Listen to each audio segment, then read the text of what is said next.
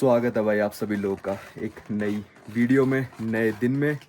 दिन है हमारा 7th और मैं इस टाइम हूँ किर्गिस्तान के छोटे से शहर या गांव ही कह लो, सैरीताश में। ताजिकिस्तान से ये बॉर्डर से लगभग 50 किलोमीटर दूर है।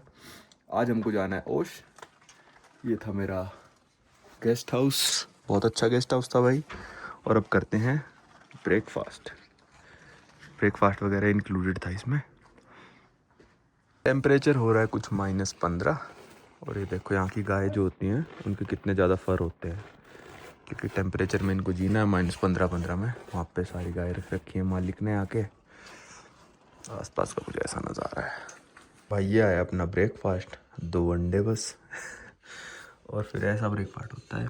ये सब खा लो, चाय पी लो, आपको खाना है तो पता नहीं क्या जैम वैम दे रखा है, ठीक है। इन जैम वैम के साथ आप ब्रेड खा लो। तो ऐसा ही ब्रेकफास्ट होता है भाई यहाँ पे। थोड़ी अपडेट सुन लो भाई आप लोग। आज हम ओश नहीं जा सकते क्योंकि ओश जाने वाली टैक्सीज सुबह 8 बजे यहाँ से जा चुकी है। भाई बहुत ही अजीब लोग हैं ताजिकिस्तान और किर्गिस्तान के। भाई जब इनको पता है कि हमको दुशानबे से खोरोग तक जाना है, 12, 13, 14 घंटे का सफ़र है, या फिर हमको खोरोग से मुर्गब तक जाना है, 12, 13, 14 घंटे का सफ़र है, तो हमको जल्दी निकलना चाहिए। लोगों को पता है ना ये बात कि 6-7 बजे हमको टैक्सी में बैठ जाना चाहिए और तभी हम शाम तक पहुंचेंगे। तब तो ये लोग शुरू करेंगे दुशांबे में चलना 9 बजे, खोरोग में चलना 11 बजे शुरू करेंगे, पैकिंग वैकिंग करते रहेंगे, रात के 8-9 बजे तक पहुंचेंगे। अब यहाँ से ओश का डिस्टेंस कुल मिला के 170-80 किलोमीटर मस्त रोड है, और ठीक है मुश्किल से 3 घंटे लगते हैं। यहाँ पे जब ये आराम से निकल सकते हैं तब ये सारे सुबह सुबह 8 बजे बैठ के चले गए। तो मैं सुबह उठ के अपने होस्ट से पूछा, मैंने कहा मेरे को ओश जाना है ब्रेकफास्ट के बाद। कहता ओश ओश की टैक्सी तो गई। मैंने कहा भाई कितने बजे गई? कहता वो तो 8-7 बजे चली जाती है। अभी आप टैक्सी लोगे तो 5,000 सोम की पड़ेगी, मतलब लगभग 5,000 रुपये की। और अगर आप सुबह जाओगे तो 500 सोम की पड़ेगी, मतलब सिर्फ 500-600 रुपये की। तो मैंने कहा ठीक है भाई कोई दिक्कत नहीं, 5,000 तो नहीं दूंगा मैं, 1,500 रुपये में तो यहाँ पे रुका हूँ। ब्रेकफास्ट देते हैं, मत डिनर देते हैं, स्टे भी दे रखा है अपना, सही है। किर्गिस्तान का आपको गाँव घुमा दूंगा, सैरीताश का कैसा गाँव है। अभी चलेंगे वॉक करने बाहर, नहा धो लेते हैं, यहाँ पे मस्त वॉशरूम वगैरह है, तो मैंने कहीं रुक जाते हैं। तो आप देखो माइंड कितना उल्टा चल रहा है। जब ज़्यादा डिस्टेंस कवर करना है तब ये लोग निकलेंगे लेट 10-11 बजे तक, और जब कम डिस्टेंस कवर करना है सुबह सुबह भाग लेते हैं। तो भाई क्या ही कर सकते हैं। चलो अभी तो दिन के बज गए 11, चलते हैं नहा धो लेते हैं, क्योंकि 3 दिन हो गए भाई नहाया नहीं हूँ मैं। मुर्गाब में तो वैसी बात है का ही नहाता मैं। तो नहाते हैं और फिर अपना बाहर घूमने चलते हैं। चलो भाई बाहर निकलते हैं, थोड़ा टहल के आते हैं गाँव में। ओ भाई फिसल गए एकदम से। कितनी शांति है भाई। माइक लगाने की जरूरत नहीं है पर फिर भी मैंने लगा रखा है माइक।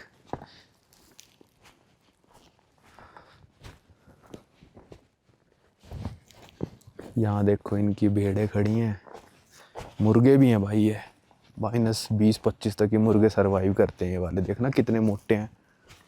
संटी भाई के आपने मुर्गे देखे होंगे, पतले पतले से हैं, मोटे। इस लाइन में फर देखो। ये सारी भेड़ें मेरे को देखने लग रही हैं कि ये बंदा क्या कर रहा है। काक देला प्रात चली गई अंदर भी है देखो। इनको पता चल जाता है कि नया आदमी आता है ना, उसको घूर घूर के देखते हैं ये।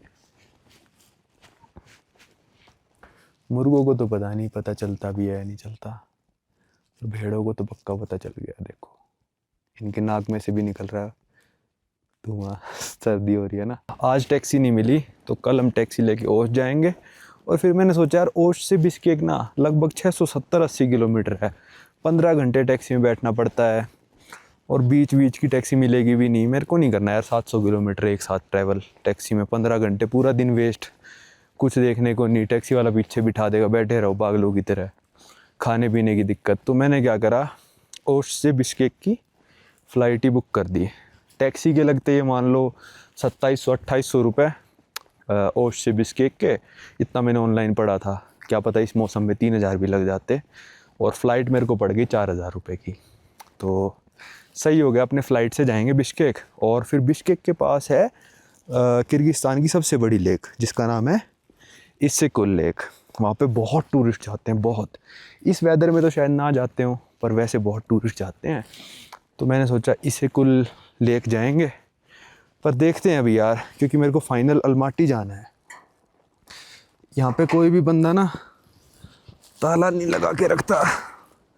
ये खुलेगा कैसे? अब दीवार टाप के जाऊँ क्या? किसी के घर में भी ताला नहीं लगा हुआ, खुले रहते हैं इनके घर। ये अपना गेस्ट हाउस है, वो मेन रोड है जहाँ पे ट्रक्स वगैरह जाने लग रहे हैं।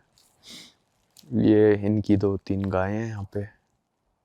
यहाँ का मौसम इंडिया के पहाड़ों जैसा है, यूरोप जैसा नहीं है।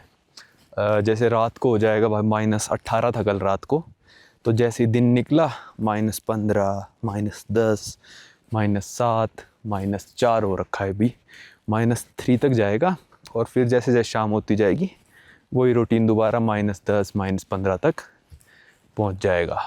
पर यूरोप में होता है जैसे कि कई बार बता लिया मैंने, -10 है तो -8 हो जाएगा, उससे नीचे नहीं जाएगा। पर यहाँ पे थोड़ा अलग है। अभी भी हमारा एल्टीट्यूड लगभग 3150 मीटर का है।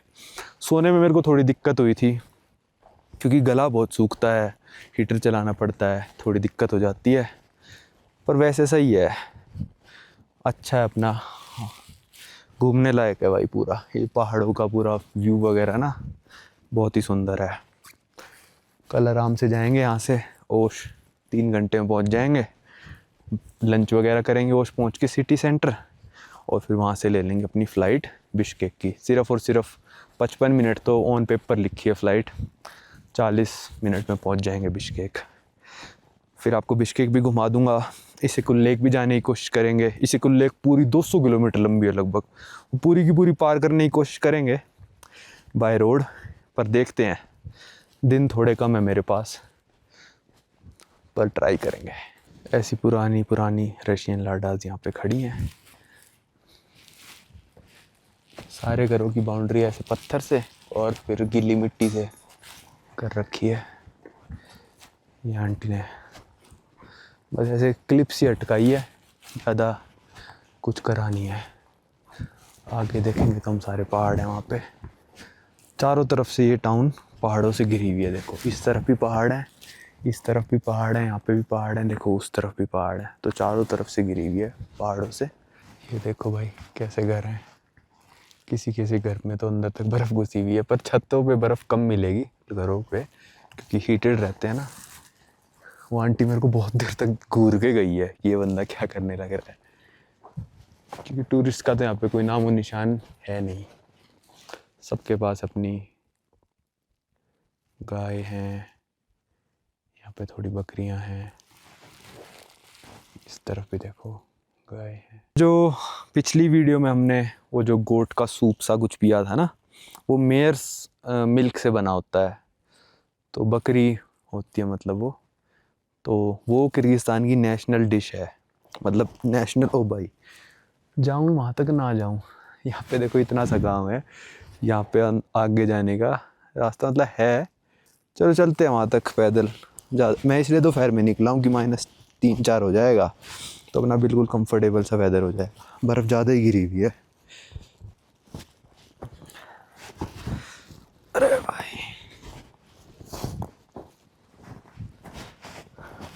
अच्छा, शहरी ताश से ना 4 रोड्स जाती हैं।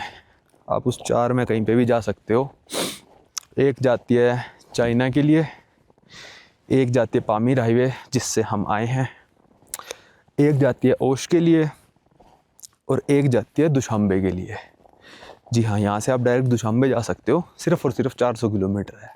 पामीर अगर आपको स्किप करना है, वो वाली रोड बॉर्डर तक, दुशांबे से किर्गिस्तान और ताजिकिस्तान के बॉर्डर तक शुभम, मैंने और दीपांशु ने 4-5 साल पहले करी थी। तो वो भी कर सकते हो। यहाँ से बिश्केक पहुँचने के लिए ओश जाना ही पड़ेगा, मतलब जो मेन सबसे बड़ी सिटी इनके सबसे पास है वो ओश है। तो ओश तो जाना ही पड़ेगा अपन को, कोई डायरेक्ट बिश्केक का रास्ता नहीं है। और ओश मैंने 1-2 दोस्तों से पूछा, वो बोले कि इतनी ख़ास सिटी है नहीं, बिश्केक फिर भी सही है घूमने लायक। और इंडियंस स्टूडेंट्स पे, जो इंडियन स्टूडेंट्स यहाँ पे मेडिकल की पढ़ाई करते हैं, उन पे शायद 1-1.5 साल पहले यहाँ पे मतलब अटैक्स वगैरह भी हुए थे।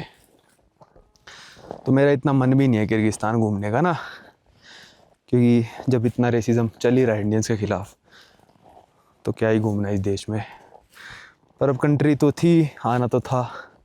पामीर हाईवे से एंटर तो करना ही पड़ता, कंट्री काउंट के लिए भी करना पड़ता। मेरे को थोड़ा अजीब सा ही लग रहा है ओस जाने में भी ना। वो एक ब्लॉगर के साथ इंसिडेंट हुआ था, मैंने बताया था, उसको बहुत मारा था, आँख वाँख सुझा दी थी, सर्वर फोड़ दिया था। और इंडियन स्टूडेंट्स को बिश्केक में काफ़ी रेसिज्म हुआ, पीटा वीटा भी। तो ऐसा ही यहाँ से गांव का नज़ारा मैं लड़ दिखाता हूँ। ये वाले पहाड़ थे भाई जो हम पार करके सहरीताश पहुँचे थे पामीर के ना। वो देखो वो वाली रोड से आए थे। वो जो आने लग रहा है ट्रक, उससे यू टर्न सा लेके सिटी सेंटर यहाँ से 1 किलोमीटर दूर है। ये देखो गाँव, अब सारी भैंस गाय खड़ी हैं। काफ़ी सही है, मतलब अच्छा है विज़िट करने लायक। बस थोड़ा रेसिज्म का पंगा तो है। ताजिकिस्तान में नहीं मिला मेरे को इतना रेसिज्म वगैरह का पंगा ना, वहाँ पे लोग खुश थे। पर यहाँ पे थोड़े मेरे को लगा लोग मतलब इतने खुश तो नहीं है इंडिया सुन के। पर चलो जैसा भी है, क्या ही कर सकते हैं हम। भाई सभी लोगों के पास भेड़ हैं और बकरी और गाय सब लोगों के घर में है यहाँ पे, क्योंकि कुछ उगा तो सकते ही नहीं मेरे को लग रहा है। खेती बाड़ी तो है ही नहीं यहाँ पे, क्या ही खेती बाड़ी करोगे यार यहाँ पे। पूरे सर्दियों तो -25 डिग्री रहता है। इन्हीं का मांस वगैरह खा लेते होंगे और दूध वगैरह। किर्गिस्तान में जो एयरलाइन चलती है वो है एरो नोमैड और तेज़ जेट इनकी शायद सबसे बड़ी एयरलाइन है। दोनों एयरलाइन डायरेक्ट दिल्ली के लिए फ़्लाइट ऑपरेट करती हैं भाई। मे भी स्टूडेंट्स ज़्यादा हैं यहाँ पे इसलिए, पता नहीं क्यों। तो मेरे को जाना तो वापस दिल्ली था, वहाँ से मेरे को अपना जापान का ग्रुप टूर ज्वाइन करना था। पर मेरी डेट्स पे दोनों एयरलाइन फुल हैं भाई, फुल सीट्स, मतलब एक भी सीट अवेलेबल नहीं है। कम से कम 15 दिन पहले मैंने चेक करा था तब से ही। तो इसलिए मेरे को अलमाटी से डायरेक्ट जापान की फ़्लाइट करानी पड़ी। खैर वो भी डायरेक्ट नहीं है, वाया चाइना है। अगर आप बिश्केक आना चाहते हो, उनकी एयरलाइन की वेबसाइट पे जाके देखना टिकट। कई बार ना इंडियन जैसे मेक माई ट्रिप वगैरह ये सब वेबसाइट है ना, इन पे मिलती नहीं है इनकी टिकट्स। तेज़ जेट हो गई, एरो नोमैड की तो कहीं पे भी नहीं मिल रही, गूगल फ्लाइट भी नहीं सर्च करता। तो उसके भी आपको साइट पे जाके देखनी पड़ा करेगी। और फ़्लाइट बिश्केक आना जाना है तो लगभग 20,000 रुपये की वन वे की फ़्लाइट है। मेरे हिसाब से प्राइस जेन्युइन है, कोई ज़्यादा महंगी नहीं है। 20,000 आना 20,000 जाना। पर हमको नहीं मिली। तेज़ जेट से जा रहा हूँ मैं। कल जो ओश से बिश्केक है ना, तेज़ जेट की फ़्लाइट है। दिन में 4-5 फ़्लाइट चलती हैं और 4-4 हज़ार रुपये की चलती है। तो मेरे हिसाब से टैक्सी 3,000 की, फ़्लाइट 4,000 की, तो फ़्लाइट ले लो। अगर रोड ट्रिप मेरे पास अपना व्हीकल होता तो मैं 110% 200% में रोड ट्रिप करता। मे भी कभी फ्यूचर में आएंगे। वही मैं कहता हूँ, जैसे हर देश में कुछ ना कुछ छोड़ देना चाहिए ताकि आपके पास कुछ ना कुछ रहे वापस आने के लिए। चलो चलते हैं, रोड तक चलते हैं। रोड दिखाता हूँ आपको कैसी है। मेन रोड की तरफ वॉक कर रहा था और मैं एक चीज़ बड़ी नोटिस करी है मैंने इस वाले गांव में खासकर, कि ना रोड पे बहुत गोबर पड़ा है।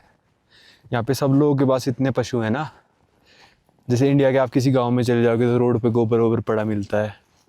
यहाँ पे हमें फिर खड़ी मिल गई भाई, इंसानों से ज़्यादा यहाँ पे पशु है। तो पूरी रोड पे साइड में ऐसे गोबर के ढेर बने हुए हैं। मतलब बहुत कम मैंने ऐसे गांव देखे हैं बर्फ़ वाले ना, जहाँ पे ऐसे गोबरों के ढेर पड़े हों बाहर के देशों में। ये शायद पहला ही दूसरा है। भाई दूर मॉस्क है, अजान की आवाज़ आ रही है एकदम से। यहाँ से 1 किलोमीटर होगा। जैसे पता ही आपको मुस्लिम कंट्री किर्गिस्तान, तो मॉस्क है वहाँ पे सिटी सेंटर में ना। गूगल पे आ रहा था, इतना फेमस नहीं है। अजान की आवाज़ आई तो मैंने सोचा बता दूँ आपको। ये आ गया था भाई मैं मेन रोड पे, वहाँ पे कहीं अपना गेस्ट हाउस था। ये देखो सहरीताश यहाँ ख़त्म हो जाता है। और ये जो ट्रक आने लग रहा है ये चाइना से आ रहा है, किर्गिज़ नंबर का ट्रक है। पर ये रोड जो है ना सीधी जा रही है भाई चाइना, ये वाली रोड, ठीक है। अब ये वाली रोड जाके ऐसे यू टर्न हो जाएगी, वो जाएगी पामीर हाईवे की तरफ। उस तरफ पामीर है, इस तरफ ये चाइना है। तो यहाँ से अगर आपके चाइना का वीज़ा है तो आप जा सकते हो। और सीधी जो रोड चली जाएगी वो चली जाएगी ओश की तरफ। और एक रोड और कटती है जो जाती है, मैं बता रहा था, दुशांबे की तरफ। तो उस तरफ पूरा शहर है, यहाँ से लगभग 1 ही किलोमीटर है। तो यहाँ पे जैसे ही कोई शहर आता है, या यहाँ ख़त्म हो गया सहरीताश है ना, तो ये क्रॉस कर दिया यहाँ पे। उस तरफ देखो दूसरा बोर्ड लगा है। जैसे ही कोई शहर में एंटर करोगे, इस साइड से एंटर कर रहे हो आप, किसी साइड से भी एंटर कर रहे हो ना किसी शहर, तो उस शहर का ऐसे नाम लिखा होता है। और जब ख़त्म हो जाता है तो ऐसे क्रॉस कर देते हैं कि अब आप शहरीताश से बाहर चलेगा। अब इसके आगे कुछ नहीं है भाई, खाली रोड है चाइना तक। यहाँ से 130-40 किलोमीटर बॉर्डर है, उसके बाद 300-400 किलोमीटर बाद कोई चाइना का बड़ा शहर आता है। देखो यहाँ पे कंटेनर भी पड़े हैं, चाइना शिपिंग। तो चाइना ही सब कुछ कर रहा है। चाइना तो यहाँ से बहुत सारे ट्रक जा रहे हैं कंटेनर्स लेके। पर मैंने कल एक बात नोटिस करी कि जब मैं आ रहा था मुरगाब से, जब आया हूँ यहाँ पे, तो भाई मेरे को एक भी ट्रक किर्गिस्तान की साइड जाता नहीं दिखा। क्योंकि मुरगाब से रोड कट जाती है, जो गाड़ियाँ लेके जा रहे थे ना ट्रक ताजिकिस्तान, वो मुरगाब से एक और बॉर्डर लगता है चाइना का, वहाँ से घुस जाते हैं और वहाँ से ले जाते हैं ताजिकिस्तान के अंदर दुशांबे तक। तो मुरगाब से इसलिए भी लिफ्ट मिलनी थोड़ी दिक्कत हो रही थी, क्योंकि हम काराकोल में भी लगभग 1 घंटा रुके थे तो कोई भी ट्रक पास नहीं हुआ था। तो ट्रक शायद नहीं आते मुरगाब से ताजिकिस्तान की तरफ। ये देखो यहाँ पे काफ़ी ट्रक्स पास हो रहे हैं जो चाइना जा रहे हैं। एक और आ गया, गाड़ियाँ कोई नहीं जा रही, गाड़ियाँ नहीं जा रही, ओनली एंड ओनली ट्रक्स जा रहे हैं। बिजली की सप्लाई है भाई इस गांव में, ऐसी बात नहीं है। कई गेस्ट हाउस वालों ने वाईफाई भी लगा रखा है, हमारे वाले ने भी लगा रखा है, पर शायद अभी उसने रिचार्ज नहीं कर रखा क्योंकि कोई आता ही नहीं ना। और यहाँ मैं फिसलूँगा। ये तभी होता है ऐसी बर्फ़ ना, जब -18 रात को हो और -3-4 हो जाए। देखो ऐसी वाली, अरे भाई अब सही है। ये देखो भाई गाय खुला घूम रही है, यहाँ से आके रोड पे भी चढ़ जाएगी और जाना होगा उस तरफ भी चली जाएगी, मर्जी है इस गाय की। और चाइना ने तो भाई कमाल कर रखा है, देखना कितने रिमोट टाउन से अपने शिप्स कह रहा हूँ, ट्रक्स भेजता है। अब उसको लगा उस साइड नहीं चढ़ पाऊंगी, इस साइड मुड़ गई। एक और ट्रक चाइना जाते हुए। अच्छा मैं सच बताऊं तो अभी तक का दुशांबे से मैंने जो ट्रिप अपनी शुरू करी थी, सबसे बेस्ट टाउन मेरे को शहरीताश लगा भाई। अपना बर्फ़ सी भी गिरी हुई है, विंटर वंडरलैंड सा भी है, छोटा सा गांव भी है, गेस्ट हाउस भी अच्छा है, रुकने लायक है, सारी फैसिलिटीज़ हैं, मोबाइल टावर है। तो सबसे बेस्ट मेरे को जो टाउन लगी वो शहरीताश लगी। और लोग कहते हैं शहरीताश से जो ओश की रोड है ना, बहुत ही सुंदर है भाई, बहुत मतलब सुंदर रास्ते हैं। और किर्गिस्तान आप गर्मियों में भी घूमने आ सकते हो, गर्मियों में बहुत ही ज़्यादा सुंदर होता है किर्गिस्तान, मतलब पूरी हरियाली, बहुत ही सुंदर होता है। कभी फ्यूचर में मन किया तो आएंगे। पामीर हाईवे अच्छा था, पर थोड़ा एक्सपेक्टेशन मैंने शायद थोड़ी ज़्यादा रखी, इसकी वजह से मेरे को थोड़ी डिसअपॉइंटमेंट झेलने को मिली। मतलब शहरीताश जो गाँव है ये बहुत ही सही लग रहा है भाई मेरे को। वो मेरे को लग रहा है कि पुलिस की गाड़ी जा रही है, 114 नंबर लिखा है उस गाड़ी पे, शायद पुलिस की हो, पता नहीं, अंदाज़ा लगाया मैंने क्योंकि ऊपर बत्ती सी लगी हुई थी। यार ड्रोन उड़ाता तो मज़ा ही आ जाता। और भाई ऐसे नहीं है कि ये लावारिस हैं, इनके देखो कान पे टैग लगा हुआ है, सब सारी गायों के कान पे टैग लगा हुआ है यहाँ पे। ऐसा नहीं है कि कोई किसी की ले जाएगा। ये भी बंदा आया, कहता टैक्सी तेरी कल यहीं आएगी 8:30 बजे। मैंने टैक्सी वाले को ऑलरेडी बोल दिया है। मैंने कहा बहुत बढ़िया करा भाई तूने तो। और फिर मैंने पूछा कि भाई तुमने 1500 किर्गिज़ी सोम बोला था, 1 नाइट के, 2 नाइट के 3000 हो गए, तो मेरे पास सोमोनी है, तो मैं आपको कितने दूँ? कहता 400। मैं कहा ओ भाई हो, वैसे ही मैं तेरे को एक्स्ट्रा देने की सोच रहा था, तूने पहले ही एक्स्ट्रा कर दी। गूगल पे 320 बन रहे थे, मैंने कहा 330 ले ले, थोड़ा कन्वर्जन वगैरह में भी लगेगा, 100 रुपये एक्स्ट्रा ले जा। तो 330 ले गया। कहता ओके कोई दिक्कत नहीं है। मेरे को लंच के लिए पूछने आए थे, मैंने कहा लंच मेरे को नहीं करना है खास इतना। कहते ठीक है कोई दिक्कत नहीं है, मैं अपना रेडी ट्वीट बना लूँगा, वही सही है, क्योंकि डिनर अभी कर लेंगे, ये 2 तो बज ही चुके हैं, 7 बजे डिनर कर लेते हैं, अपनी रेडी ट्वीट बना के खा लेंगे। तो अब टैक्सी कल आएगी 8:30 बजे। भाई ये अपना हो गया ready tweet ready, ready tweet ready. 1-2 ही लाया था मैं कि ऐसी जगह पे कहीं पे हो गया तो ना। मुर्गम में तो ढंग से बन नहीं पाया था, यहाँ पे अच्छे से उबाल के खाएंगे, वहाँ पे तो एक तरह से कच्चे कुच्चे से ही खाने पड़े थे मेरे को। अरे डूब जा भाई यार। शाम के बज गए हैं 6 और सनसेट हो चुका है लगभग, मतलब पहाड़ों के पीछे चला गया है सन। और कितनी शांति है। ये देखो वो है मेरे यहाँ के ना गेस्ट हाउस के जो ओनर हैं, वो अपनी गायों को भी सेम चारा वगैरह दे रहे हैं। तो ये लाइफ है भाई किर्गिस्तान के गांव की।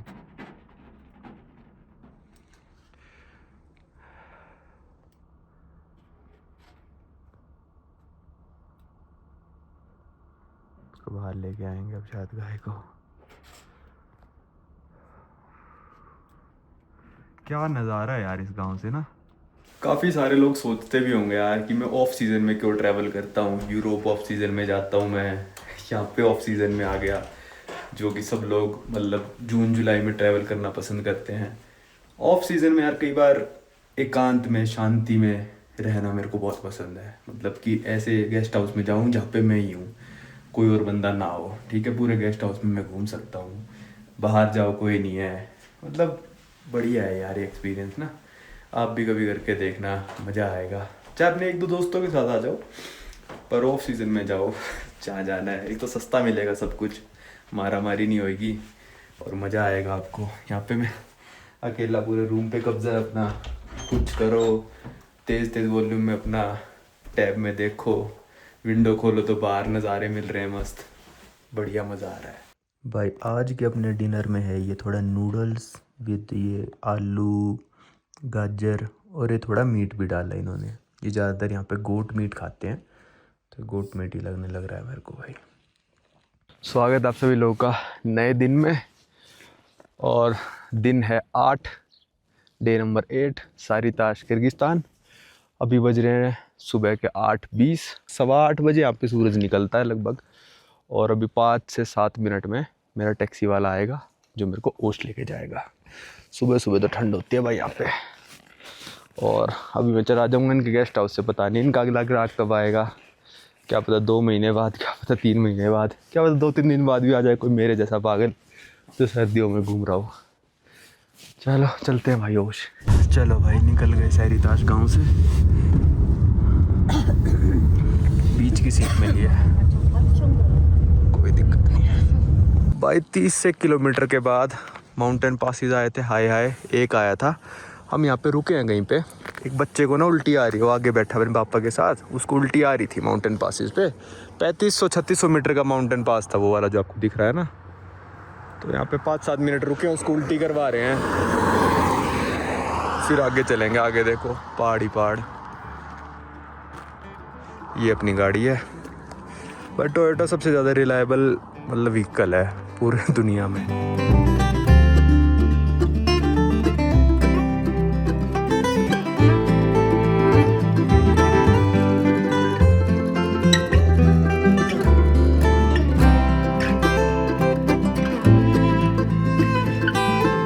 यहाँ से अभी दिखा रहा है 3 घंटे और लगभग, तो लगभग शायद अगर ये बीच में खाना खाने नहीं रुकते हैं तो हम 12:30 तक पहुँचेंगे। पर अगर ये खाना खाने रुकते हैं तो कि 40-45 मिनट और मान लो, 1:15 बजे तक। मेरी 5:30 की फ़्लाइट है बिश्केक की, तो सही है। वहाँ से आधा 1 घंटा एयरपोर्ट जाने में लगा। मैं सोच रहा हूँ सिटी सेंटर जाऊँ, सिटी सेंटर देख लें कैसा है, और वहाँ पे इंडियन रेस्टोरेंट में कुछ खावा भी लेंगे और फिर बिश्केक चले जाएंगे। बढ़िया है। मैं तो कहूँगा अगर किर्गिस्तान आप आ रहे हो ना, सर्दियों में आ रहे हो चाहे गर्मियों में भी आ रहे हो, बिश्केक से चलो, पूरा रोड ट्रिप करते करते लेक वेक घूम के अपना ओस्ट तक आओ, फिर सारिताश ज़रूर आओ। हालांकि आपको थोड़ा एक्स्ट्रा पड़ जाएगा आना जाना यहाँ तक, फिर ओस्ट से बिश्केक फ़्लाइट ले सकते हो वापस की ना, इतनी महंगी नहीं है। और ये टैक्सी वाला पता नहीं कितने लेगा, शायद 500 ही लेगा। मेरे पास सोमो नहीं है, मैंने इसको अभी तक बोला नहीं। और ये मेरे से पूछ रहा था कहाँ से हो आप, मैंने कहा इंडिया से। कह रहा कहाँ से आ रहा है तू, चाइना से आ रहा है। मैंने कहा नहीं पामीर से। कहता मैं पामीर में ड्राइव करता था, बहुत ही घटिया रोड है वहाँ की, टूटी पड़ी हैं सारी। तो मैंने कहा तारीफ़ कर दी मैंने, हाँ भाई किर्गिस्तान की रोड बढ़िया है। चलो वो बच्चा उल्टी करने लग रहा है, उसकी उल्टी ख़त्म होए तो हम आगे बढ़ेंगे। बढ़िया है, मज़ा आ रहा है मेरे को तो बहुत। भाई ये क्लिनिक था, मेरे को लगा ऐसी उल्टी करने गया, भाई डॉक्टर आया एक, मतलब कोर्ट में ना, डॉक्टर्स वाले कोर्ट में। ये हॉस्पिटल था ये, ऐसे ही नहीं किसी पे भी रोका, हॉस्पिटल पे रोका, बच्चे को दवाई दिला के लाए हैं। भाई यहाँ पहुँच गया ओस्ट सिटी, और इसको भी मैंने सोमोनी में दे दिए पैसे, इसने भी ले लिए। मैंने कहा 100 सोमोनी, वैसे 930-35 बनता है गूगल के हिसाब से। मैंने कहा 900 के हिसाब से 500 काट ले अपने और 400 दे दे। एकदम से ही समझ गया, मतलब ऐसा कुछ है नहीं, इन देशों में आपस में करेंसी चल जाती है इनकी। थोड़ा बिश्केक में जाके नहीं चलेंगी तो मेरे पास अब 100 सोमोनी और बचे हैं। वो यहाँ पे बैंक थे 2-4, उस पर एक्सचेंज करा लेता हूँ। टाइम हो गया 12:30, एक्सचेंज करा के चलते हैं KFC खा के फिर चलेंगे एयरपोर्ट। अभी तो बर्फ़ सी गिर रही थी, पर अब बारिश में तब्दील हो गई है क्योंकि टेम्परेचर +2 में हो गया है। तो बैठते ही अंदर वरना भीग जाएंगे सारे। चलो भाई, यहाँ देखो कितनी सारी एक्सचेंज की दुकान है। इनमें से कोई भी बंदा सोमोनी एक्सचेंज नहीं कर रहा। ये कह रहा है मैं कर दूंगा, पर एक सोमोनी के 7 सोम दूंगा। मैंने कहा चल भाग यहाँ से। 900 तो मैंने टैक्सी वाले से ले लिए, तेरे से 7 लूँगा। इसने साफ मना कर दिया। मतलब लोग मना कर रहे हैं यहाँ पे सोमोनी एक्सचेंज करने से। ये आ गया था एक मॉल, ग्लोबस नुरजमन प्लाजा। यहाँ पे KFC है। देखते हैं कहीं कुछ एक्सचेंज हो जाएगा। सोमोनी अपने 100 तो ठीक है, अच्छे रेट पे 850 तक ले लूँगा मैं, वरना घर ले जाएंगे 100 सोमोनी का कोई नहीं। और बेकार रेट 7 तो बहुत ही बेकार बोल रहा था वो। 900 रुपये पे 200 रुपये थोड़ी ना कमीशन होता है। भाई KFC पे कर लिया। मेरे को तो बहुत तेज सुसु आ रखा है, फटाफट हो जाए पेमेंट। चलो भाई, यहाँ पे खाना खा लिया हमने, सही था। वहाँ जाके भी खाऊंगा, बिस्केट जाके भी एक ही बर्गर खाया यहाँ पे, और ज़्यादा खाने का मन नहीं कर रहा था।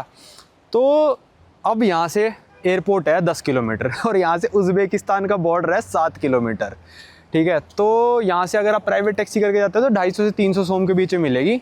पर दिक्कत क्या आ रही है कि ना, मेरा येंडेक्स ऐप ना ये रजिस्टर नहीं हो रही, पता नहीं OTP आ ही नहीं रहा है। तो वैसे मैं करके जा सकता हूँ 300 में, पर यहाँ से शेयर टैक्सी चलती हैं 107 नंबर बाज़ार है यहाँ से कुछ 1 किलोमीटर दूर, वहाँ से चलती हैं 15-20 सोम में। तो ज़िंदगी में आप 2 ही चीज़ बचा सकते हो, या तो टाइम या पैसा। तो अगर टाइम है अभी फ़्लाइट उड़ने में 4-5 घंटे, तो पैसे बचा लेते हैं। और टाइम बचाने के लिए 15 घंटे की यहाँ से टैक्सी नहीं ली, फ़्लाइट करा ली। तो जब टाइम है तो पैसा बचा लो, जब पैसा है तो टाइम बचा लो। दोनों ऑप्शन, दोनों चीज़ तो नहीं हो सकती कभी भी।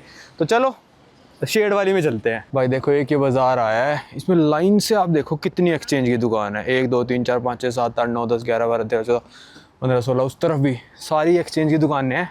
और यहाँ सोमोनी सब एक्सचेंज कर रहे हैं 9 के रेट पे। चलो 900 मिल गए अपने, ये भी हो गए चेंज, बिल्कुल सही हो गया। भाई यहाँ पे चलते हैं माशुतकाज, माशुका नहीं माशुतकाज। तो ये मिनी बस से 107 नंबर वाली जाती है एयरपोर्ट की तरफ। यहाँ सीधी रोड है ये एयरपोर्ट की तरफ, तो यहाँ जो भी जा रहा होगा वो एयरपोर्ट ही जा रहा होगा। 107 नंबर वाली में बैठना है ढूंढ के हमको।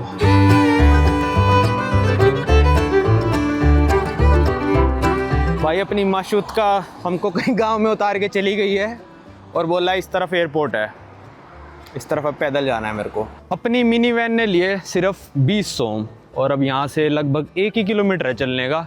तो चल लेंगे, अपने बर्फ़बारी हो रही है थोड़ी थोड़ी, 5 मिनट पहुँच जाएंगे। ये देखना यहाँ पे जो लोग आ रहे हैं ना, ये इस वाली लेन में आ रहे हैं जिस साइड में चल रहा हूँ। सारे के सारे 70 से 80% गाड़ियाँ राइट लेन में आ रही हैं, ठीक है। चलो मानता हूँ कि मैं लेफ़्ट लेन इनकी ओवरटेकिंग लेन होती है, पर यूरोप और अमेरिका में ना लोग पेडेस्ट्रियन की बहुत इज्जत करते हैं यार। मतलब अगर उनको दिख रहा है ना कि मैं इस लेन में चल रहा हूँ, खाली बड़ी साइड वाली लेन भी बिल्कुल खाली सड़क है, वो अपने आप ही उस लेन में कर लेंगे कि बंदा आगे पेडेस्ट्रियन चलता हुआ आ रहा है। हालांकि यहाँ पे चल नहीं सकते, मैं ऐसे कॉमन सेंस ही बता रहा हूँ। बिल्कुल मेरे पास से निकाल, अबे साइड वाली लेन खाली है भाई, पेडेस्ट्रियन की क्यों मार रहे हो भाई। मैं तो मेन रोड से हट के साइड में ही आ गया, मैं इसी रोड पे आ गया। थोड़ा 100-200 मीटर एक्स्ट्रा है ये, पर भाई इन लोगों को कुछ नहीं हो सकता। अमेरिका यूरोप वगैरह में ना, अगर मान लो कोई अमेरिका में ही चलाइए, खैर मैंने गाड़ी यूरोप छोड़ो, यूरोप में होता ही होगा कि मान लो कोई गाड़ी चलने लग रही है और आपके जो साइड में गाड़ी रुकी है, ख़राब हो गई, तो बंदे क्या करेंगे, उससे 1 लेन दूर से गाड़ी निकालते हैं। ये मतलब एक वो होती है कि भाई चलो रोड पे कोई बंदा चल रहा है, साइड वाली लेन खाली है, भाई कोई बंदा चलता हुआ आ रहा है, उसके साइड में कर लो, क्या पता तुमसे गलती से ही लग जाए उस बंदे को। मैंने कहा भाई ये तो सुधरेंगे नहीं। मतलब एक कॉमन सेंस होती है वो। मतलब यहाँ पे पेडेस्ट्रियन वगैरह क्रॉसिंग पे सारी गाड़ियाँ रुक रही थी, ठीक है। इससे ज़्यादा सिविक सेंस वेस्टर्न देशों में है। तो मैं साइड में ही आ गया भाई। वह आप कई सारे लोग आते हैं इंटेलिजेंट, अबे 100 रुपये बचाने के लिए पैदल एयरपोर्ट जा रहा है, अबे 200 रुपये के लिए उनके लिए तो क्या ही जवाब है, उनकी तो सोच ही छोटी है भाई कि कोई बंदा पैदल एयरपोर्ट जा रहा है तो इज्जत घटा देगा अपने देश की। उनको लगा है गरीब देश है, नहीं भाई हमारा देश सबसे अमीर है, मैंने इज्जत घटा दी, सॉरी भाई।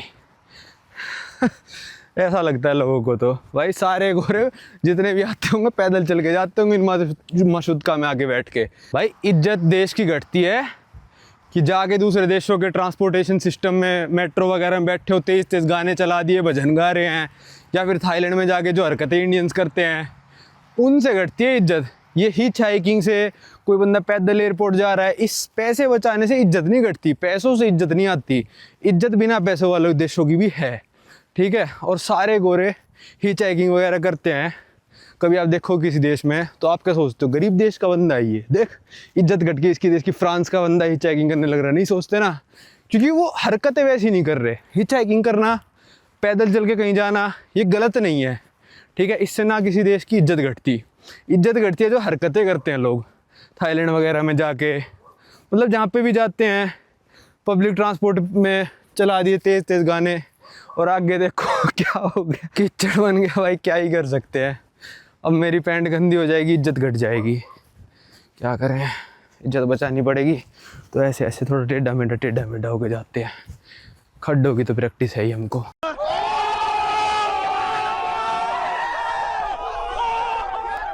और भाई अगर पैसे खर्च करने से इज्जत बनती ना, सबसे ज़्यादा इंडियंस की होती बाहर। सबसे ज़्यादा पैसा खर्चा जो बाहर जाके करते हैं ना, मान लो यूरोप कोई घूमने गया है, एक अमेरिका से बंदा है और एक इंडिया से आया है, इंडिया वाला ज़्यादा पैसे खर्च करके आएगा। एक गोरा थाईलैंड गया है, एक बंदा इंडिया से गया है थाईलैंड, इंडिया वाला ज़्यादा पैसे खर्च करके आएगा। पर इज्जत किसकी ज़्यादा होगी, गोरे बंदे की। हरकतों से इज्जत बनती है, पैसों से नहीं बनती कि ये 5 रुपये बचा रहा है, 100 रुपये बचा रहा है। पैसे खर्च करने से अगर इज्जत मिलती, सबसे टॉप पे होते हैं इंडियंस बाहर के देशों में। पैसे खर्च करने से इज्जत नहीं मिलती। यहाँ पे किर्गिस्तान, ताजिकिस्तान, रशिया वगैरह में बहुत सारे स्टूडेंट्स पढ़ते हैं, 30-30, 40-40 लाख रुपए दे के MBBS में। इतने पैसे इनके पास है भी नहीं किर्गिस्तान वालों के पास देने के लिए। पैसे देने से इज्जत बनती, सबसे ज़्यादा इज्जत इन देशों में इंडियंस की होती। पर इंडियंस का क्या हो रहा है, इंडियंस को मार रहे हैं, पीट रहे हैं, रेसिज्म कर रहे हैं। पैसों से इज्जत कभी नहीं बनती, ये बात भूल जाओ आप। पैसे जिसके पास है कि उसकी इज्जत फुल है वो। हाँ, अगर मुकेश अंबानी टाइप पैसा है तो लोगों को कोई फ़र्क नहीं पड़ेगा, उसमें सिविक सेंस भी आ ही जाएगा इतना पैसा होने के बाद, तो जिसने मेहनत से कमाया होगा। चलो, ये तो छोटी बुद्धि वालों के लिए कभी कभार ज्ञान दे देता हूँ मैं, वरना तो अपने घर से जो बाहर नहीं निकला होगा, 150 देश में घूमा हूँ, मेरे को ज्ञान देने आ जाते हैं। 2 भाई 2 बढ़िया है, मेरे तो व्यूज़ बढ़ते हैं, ज़्यादा व्यूज़ ज़्यादा पैसे। पहुँच गए बस एयरपोर्ट, 5 मिनट की वॉक और बची है, अपना टाइम पास भी हो गया, 3 भी बज गए, अभी भी 5:40 पे फ़्लाइट है। टाइम था तो अपना पैदल आए, वरना टैक्सी से आते। भाई जापान जैसे देश में जो अमित भाई और पवन भाई काम करते हैं, वो बताते हैं कि उनके कंपनी के ओनरों के पास ना बड़ी बड़ी गाड़ियाँ, फरारी तक की गाड़ियाँ उनके कंपनी के ओनर के पास, पर वो जो ऑफिस में आएगा ना अपने, वो साइकिल पे आता है। क्योंकि वेस्टर्न कंट्रीज़ में ना आपकी हरकतों से आपको डिसाइड करा जाता है कि आप हरकत कैसे कर रहे हो, दूसरे बंदे को ट्रीट कैसे कर रहे हो। पर इंडिया में क्या है, कोई पैदल जा रहा है, साइकिल पे जा रहा है, अबे गरीब जा रहा है, कोई फॉर्च्यूनर में जा रहा है, अरे भाई साहब फॉर्च्यूनर बड़े साहब आए हैं। बाहर के देशों में गाड़ी से आपको कोई जज नहीं करेगा, क्योंकि गाड़ी इन देशों में ना, मतलब किर्गिस्तान की बात नहीं कर रहा वैसे मैं, गाड़ी यूरोप, अमेरिका, ऑस्ट्रेलिया नॉर्मल है। BMW खरीदना कोई बड़ी बात नहीं उन देशों में, ठीक है। आधी से ज़्यादा जनता के पास यूरोप में ऑडी, मर्सिडीज, BMW ही है, क्योंकि वो वहीं की कंपनी है, ठीक है। और ना वो एक दूसरे को गाड़ी का मॉडल देख के जज करते कि भाई हाँ जी बड़े साहब आए हैं, BMW में से उतरे। नीदरलैंड इतनी अमीर देश है, दुनिया वहाँ पे साइकिल पे घूमने लग रही है, ऑफिस जाएंगे साइकिल पे जाएंगे।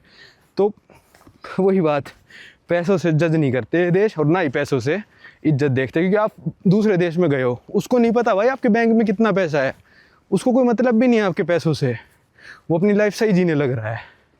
तो थोड़ा अगर इससे सेंस बनाओ, बाहर से अगर आप देखते हो मेरी वीडियोस या फिर जाते हो घूमने, तो ट्राई करो थोड़ी इज्जत बनाने की इंडियंस की।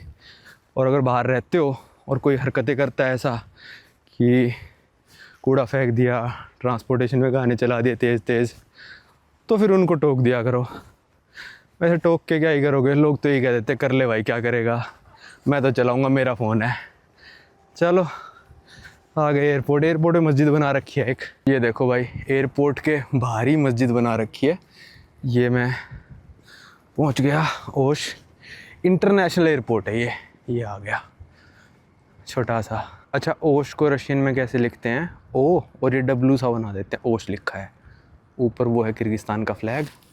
यहाँ पे लगी है सारी फ़्लाइट्स की लिस्ट, अपनी है 540 वाली ये रही, जो बिश्केक की है, सेकंड लास्ट तेज़ जेट। भाई मैं तो अंदर बैठा था, बाहर से देखा मैंने क्या बर्फ़बारी हो रही है यहाँ पे। अब ये प्रॉपर मतलब बर्फ़ गिर रही है, पर ये जमेगी नहीं, ये बस गिर के पिघल जाएगी।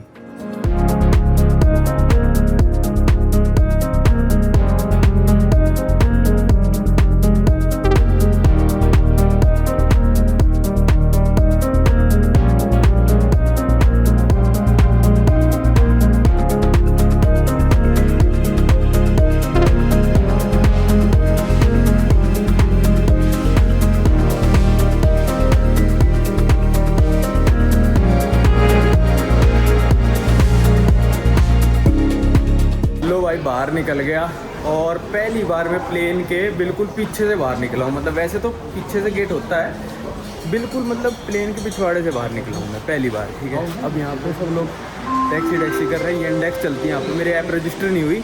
अब यहाँ पे बाहर ना छोटी छोटी गाड़ियाँ खड़ी रहती है, माशूका जिसको कहते हैं, मिनी बस, वो लेके जाऊँगा। भाई बाहर निकलते ही देखो कितनी तेज़ बर्फ़बारी। वहाँ पे माशूका भी खड़ी है, बस भी खड़ी है। बस माशूका से भी सस्ती होती है भाई, यहाँ पे 40-50 रुपये में माशूका लेके जाएगी और बस तो 10-12 रुपये में लेके जाएगी भाई यहाँ पे। तो देखता हूँ किस में बैठना है। अच्छा बस में बैठ जाऊँ तो ज़्यादा सही है यार, और पैसे बच जाएंगे, हमको कौन सी जल्दी है। टाइम इज़ मनी, पर टाइम कुछ ज़्यादा ही है अभी हमारे पास। ये सिटी सेंटर ही जाएगी, 153 नंबर है ना। मौसम देखो, और टैक्सी वाले लेंगे लगभग 500 के करीब, ये मान के चलो। हम बस से चलेंगे 10 रुपये में। बिश्केक में थोड़ी ऐसे बर्फ़ फ्रीज हुई भी दिखी है, ओश में तो नहीं दिखी थी। सड़क वड़क पे भी है थोड़ी बहुत। तो हम पहुंच गए बिश्केक के सिटी सेंटर में। मैं सोच रहा था KFC खाऊं, फिर बस थोड़ा गलत मोड़ ले लिया बस ने। तो अब यहाँ पे इंडियन रेस्टोरेंट है, मैंने सोचा रोटी खाते हैं, बहुत दिन हो गया रोटी खाए भी ना। यहाँ चपाती भी है और सस्ती है यहाँ पे तो सब कुछ। तो इंडियन रेस्टोरेंट चलता है, गांधी रेस्टोरेंट है। पहुँच गए भाई गांधी रेस्टोरेंट एंड लाउंज में।